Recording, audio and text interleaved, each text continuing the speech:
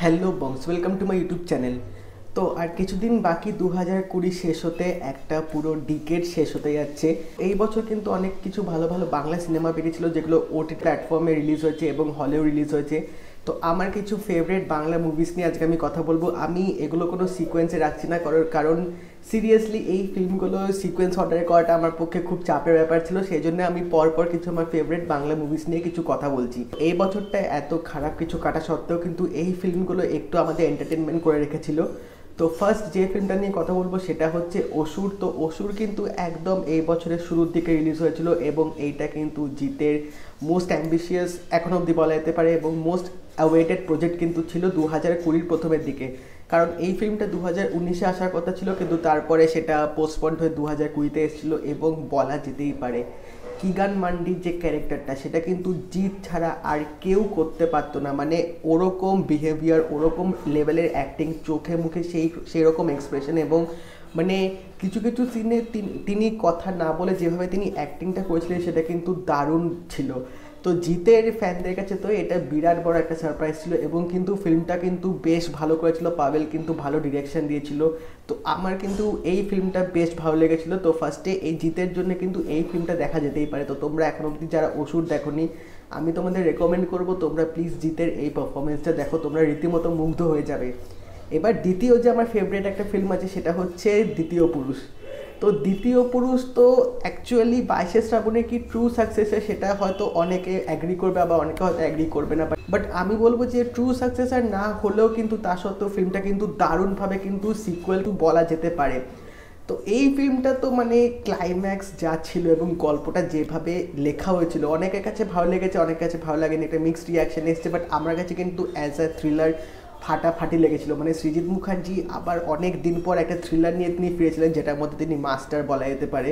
এই ফিল্মটা পরমব্রত এবং অনির্বাণ ভট্টাচার্য তো জাস্ট ফাটিয়ে দিয়েছে, এবং খোকার ক্যারেক্টারটা অনির্বাণ ভট্টাচার্য যেভাবে করেছে, মানে এই ক্যারেক্টারটা মানে যখনই কেউ বলবে তখনই কিন্তু সবসময় অনির্বাণ ভট্টাচার্য কিন্তু এই খোকার ক্যারেক্টারটার কথাই কিন্তু মনে আসবে। তো এই ফিল্মটা মনে হয় যদি অনির্বাণ ভট্টাচার্য যদি খোকার রোলটা না করতো তাহলে আমার মনে হয় ঠিক সেইভাবে হয়তো জমতো না। এবং প্লাস অনুপম রয়ের দুর্দান্ত গানগুলো কিন্তু এখনও সবার বাঙালিদের মধ্যে কিন্তু ফেভারেট হয়ে আছে।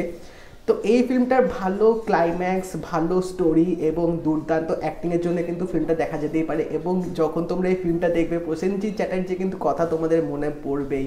তার ভয়েস ওভার আছে ফিল্মটার মধ্যে এবং কিছু কিছু ব্যাকড্রপেও সিন আছে। বাট সিরিয়াসলি এই ফিল্মটা কিন্তু যদি গুরুদেব চলে আসতো আরও কিন্তু দারুণ হয়ে যেত।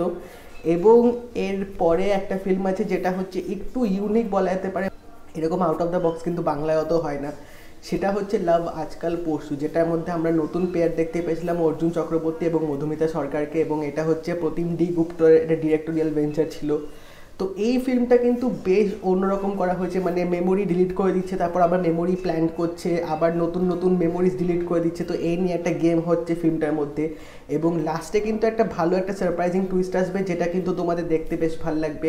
ফিল্মটা অনেকেরই সেরকম পছন্দের হয়নি, বাট আমি বলতে পারি যে একটা অন্যরকম কন্টেন্ট কিন্তু বলা যেতে পারে, যেটা বাংলা সিনেমায় আগে হয়তো কখনো দেখেনি। তো এক্সিকিউশনটা এবং এই অ্যাক্টিংয়ে কিন্তু বেশ ফিল্মটা আমার ভালো লেগেছে, এবং এটা কিন্তু পাওলি দামও ছিল নেগেটিভ ক্যারেক্টারে, যার জন্য কিন্তু ফিল্মটা আরও দারুণ লাগবে। এবং গানগুলো কিন্তু সিরিয়াসলি বলছি এই ফিল্মটাতে কিন্তু বেশ বেশ ভালো ছিল। তো এরকম একটা ইউনিক কনসেপ্টের ফিল্ম তোমরা যদি এখন অবধি দেখে না থাকো, তাহলে আমি বলবো যে এই ক্রিসমাস মুডে, নিউ ইয়ার মুডে তোমরা এই ফিল্মটা দেখতেই পারো। আশা করছি তোমাদের ফিল্মটা বেশ ভালো লাগবে। এবার চলে আসি পরের একটা ফিল্মে, যেটা আমার বেশ ভালো লেগেছে। সেটা হয়তো পুরনো 2018 বা 19 সালে রিলিজ হয়েছিল, বাট ওটিটিতে আমি এই 2020-তেই দেখেছিলাম। সেটা হচ্ছে শান্তিলাল ও প্রজাপতি রহস্য, যেটার মধ্যে ঋত্বিক চক্রবর্তী আছে। তো পর্নোগ্রাফি নিয়ে যে একটা ডিটেকটিভ ফিল্মও যে করা যায়, সেটা কিন্তু এই ফিল্মটা না দেখলে কিন্তু বোঝা যেত না। এবং এখানেও কিন্তু পাওলি দাম আর ঋত্বিক চক্রবর্তী কিন্তু দুর্দান্ত অ্যাক্টিং করেছে। মানে সিরিয়াসলি এরকম একটা ডিটেকটিভ অ্যাঙ্গেল নিয়ে এরকম একটা থ্রিলার ফিল্ম কিন্তু আমার বেশ লেগেছিল। কনসেপ্টটা কিন্তু বেশ ইউনিক ছিল এবং কিন্তু এক্সিকিউশনটা কিন্তু ভালোভাবে কিন্তু করা হয়েছিল। তো আমার কিন্তু এই ফিল্মটা বেশ লেগেছে। মানে তোমরা যদি একটা শীতের আমেজে যদি একটা ডিটেকটিভের ছোঁয়া একটা কোনো ফিল্ম পেতে চাও, তাহলে হয়তো এই ফিল্মটা দেখতেই পারো। এটা হইচইতে এখন অ্যাভেলেবেল আছে, তোমাদের আমি রেকমেন্ড করবো। আর ঋত্বিক চক্রবর্তী থাকলে তো সেই ফিল্ম মানে চোখ বন্ধ করে তোমরা দেখতেই পারো। পরের ফিল্মে যেটা নিয়ে চলে আসছি সেটা হচ্ছে হইচইতেই এসেছিল অনির্বাণ চক্রবর্তীর একটা ফিল্ম, যেটা রবীন্দ্রনাথের গল্পের উপর বেস করে করা হয়েছে। সেটা হচ্ছে ডিটেকটিভ।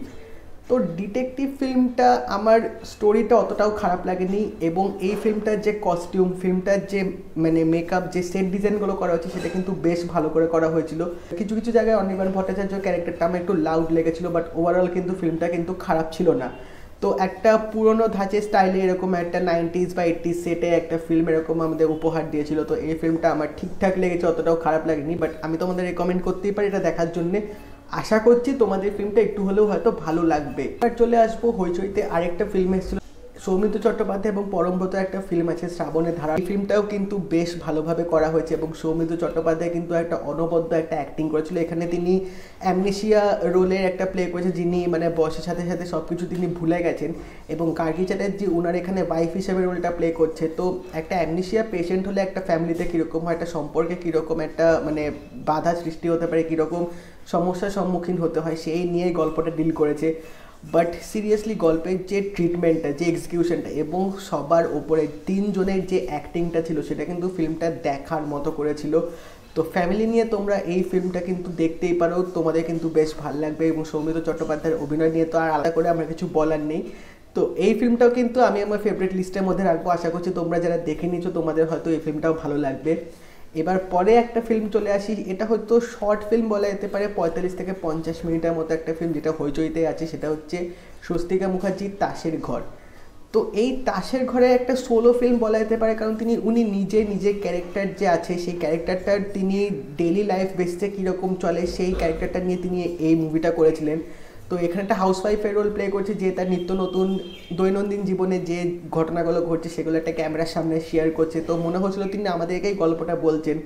তো এটার যে প্রেজেন্টেশনটা ছিল, যে লাইটিং এফেক্টটা যে ছিল, লাইটিংটা কিন্তু বেশ ভালোভাবে ফিল্মটার মধ্যে পরিচালনা করা হয়েছিল, এবং ফিল্মটার মধ্যে স্বস্তিকা মুখোপাধ্যায় নিজে রবীন্দ্রসঙ্গীত গেয়েছিল, যেটা একটা আলাদা মানে বোনাস পয়েন্ট ছিল ফিল্মটার মধ্যে বলা যেতে পারে। এবং দুর্দান্ত কিন্তু এই ফিল্মটার মধ্যে স্বস্তিকা মুখোপাধ্যায় কিন্তু অ্যাক্টিংটা করেছিলেন। এবং এটার যে ডিরেকশানটা সেটা কিন্তু বেশ ভালো ছিল, মানে ন্যাচারাল লাইট নিয়ে যেভাবে ডিরেকশনটা করা হয়েছিল একটা রুমের মধ্যে, সেটা কিন্তু অনবদ্য। ক্লাইম্যাক্সটা যদিও বা একটু প্রেডিক্টেবল ছিল, দেখে বোঝা যাচ্ছিল, কিন্তু তা সত্ত্বেও কিন্তু ফিল্মটা কিন্তু তোমাদের কিন্তু দেখতে কিন্তু বেশ ভালো লাগবে।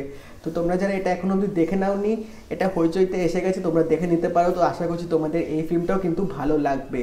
এবার নেক্সট একটা ফিল্ম নিয়ে কথা বলবো, যেটা কিছুদিন আগে হইচইতে রিলিজ হয়েছে, যেটা পুজোতে হলে এসেছিল লকডাউনের পর প্রথমবার, সেটা হচ্ছে ড্রাকুলা স্যার। তো ড্রাকুলা স্যার কিন্তু সিরিয়াসলি বলছি আমার এখন অবধি দেখা বেস্ট ছবি এই বছরে।